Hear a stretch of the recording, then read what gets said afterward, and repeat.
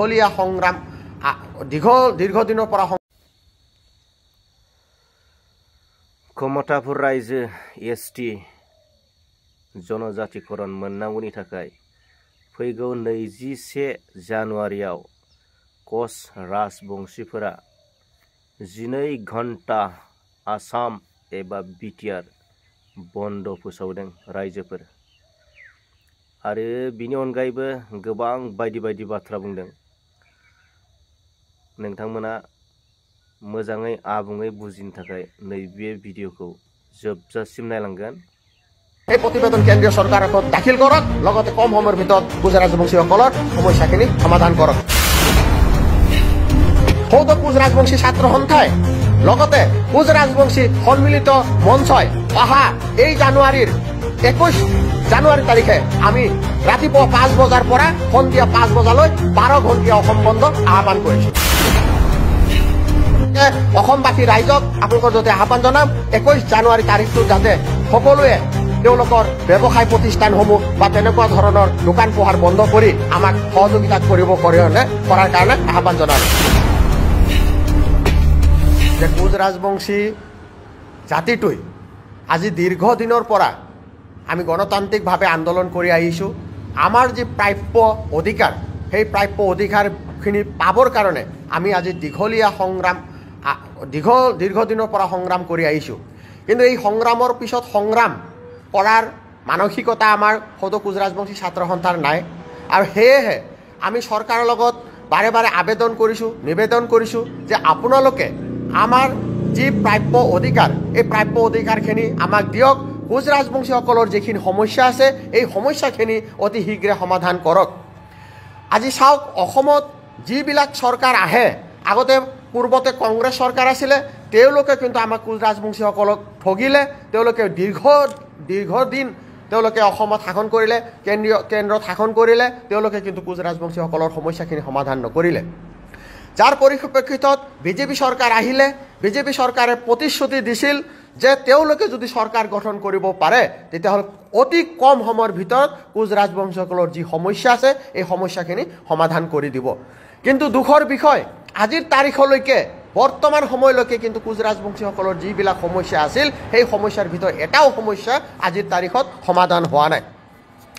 যাৰ কাৰণে আমি দুখ পাইছোঁ, চৰকাৰক আমি ধিক্কাৰ দিছোঁ, গৰিহণা দিছোঁ যে আমি কোচ ৰাজবংশী ছাত্ৰ সন্থাই গণতান্ত্ৰিকভাৱে আন্দোলন কৰাৰ কাৰণেই আপোনালোকে কি আমাক গুৰুত্ব দিয়া নাই নেকি? কোচ ৰাজবংশী ছাত্ৰ সন্থাই আজি দীৰ্ঘদিনৰ পৰা আমি গণতন্ত্ৰক বিশ্বাস কৰোঁ কাৰণে গণতান্ত্ৰিকভাৱে আন্দোলন কৰি আহিছোঁ। আৰু এই আন্দোলনৰ জৰিয়তে আজি কোচ ৰাজবংশী জাতিটো আজি সকলো দিশত পিছপৰা। আজি চাওক, আমাৰ যি পৃথক ৰাজ্য কমতাপুৰ আৰু জনজাতিকৰণ আমি বিচাৰি আহিছোঁ। আজি পৃথক কমতাপুৰ ৰাজ্যখন আমি নতুন ৰাজ্য নহয়। আজি যেনেকৈ এই চৰকাৰখনে, আজি বিজেপি চৰকাৰখনে অন্যান্য জনগোষ্ঠীসকল সমস্যাখিনি যেনেকৈ সমাধান কৰিছে, ঠিক তেনেকৈ আমাৰ দাবী কোচ ৰাজবংশীসকলৰো সমস্যা, যিসকল সমস্যা আছে এই সমস্যাখিনি সমাধান কৰক।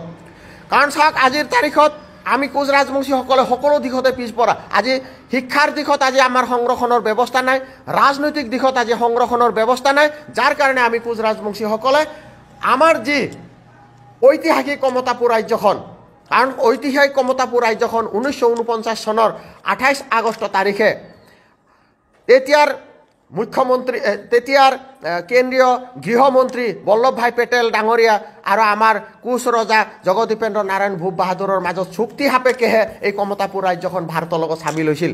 আৰু তেতিয়া উল্লেখ আছিল যে কোচ ৰাজবংশীৰ যিসকল সমস্যা আছে এই সমস্যাখিনি সমাধান কৰা হ'ব বা তেওঁলোকে সুন্দৰভাৱে চলিব পাৰিব। কিন্তু আজিৰ তাৰিখত সেই সুবিধাখিনি কোচ ৰাজবংশীসকলে পোৱা নাই কাৰণে আজি কোচ ৰাজবংশী ছাত্ৰ সন্থাই আমাৰ সেই পৃথক কমতাপুৰ ৰাজ্য আৰু জনজাতিকৰণ বিচাৰি আন্দোলন কৰিব লগা হৈছে।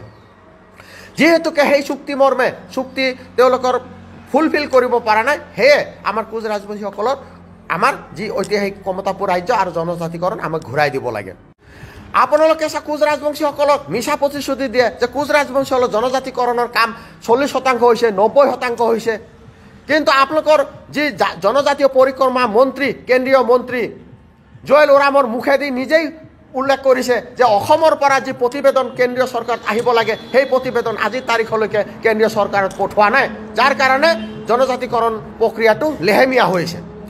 গতিকে আপোনালোকে কোনখন মুখেৰে কয় যে 90% কাম হৈছে আৰু অকণমান বাকী আছে জনজাতিকৰণ হ'ব? গতিকে আপোনালোকক দাবী, আমি আপোনালোকক আহ্বান কৰিছোঁ, আপোনালোকে কম সময়ৰ ভিতৰত অসম চৰকাৰৰ যি প্ৰতিবেদন সেই প্ৰতিবেদন কেন্দ্ৰীয় চৰকাৰত দাখিল কৰক, লগতে কম সময়ৰ ভিতৰত কোচ ৰাজবংশীসকলৰ সমস্যাখিনি সমাধান কৰক।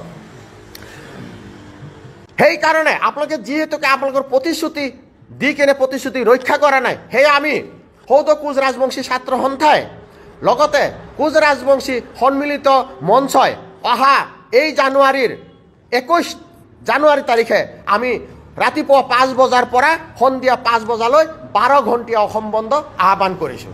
আৰু আপোনালোকৰ জৰিয়তে সমগ্ৰ অসমৰ জনগণক আমি আহ্বান জনাইছোঁ, আমাৰ যি অধিকাৰ সেই অধিকাৰৰ কাৰণে আমি অনিচ্ছা সত্ত্বেও কিন্তু আজি অসম বন্ধৰ দৰে কাৰ্যসূচী ল'বৰ কাৰণে বাধ্য হৈছোঁ। গতিকে অসমবাসী ৰাইজক আপোনালোকৰ যাতে আহ্বান জনাম, 21 জানুৱাৰী তাৰিখটোত যাতে সকলোৱে তেওঁলোকৰ ব্যৱসায় প্ৰতিষ্ঠানসমূহ বা তেনেকুৱা ধৰণৰ দোকান পোহাৰ বন্ধ কৰি আমাক সহযোগিতা কৰাৰ কাৰণে আহ্বান জনালোঁ। লগতে আমি উল্লেখ কৰিম যে এই 21 জানুৱাৰী তাৰিখে আৱশ্যকীয় যিবিলাক বাহন তেওঁলোকক আমি বাধা প্ৰদান নকৰোঁ, তেওঁলোকৰ কৰ্মখিনি কৰি যাব পাৰিব।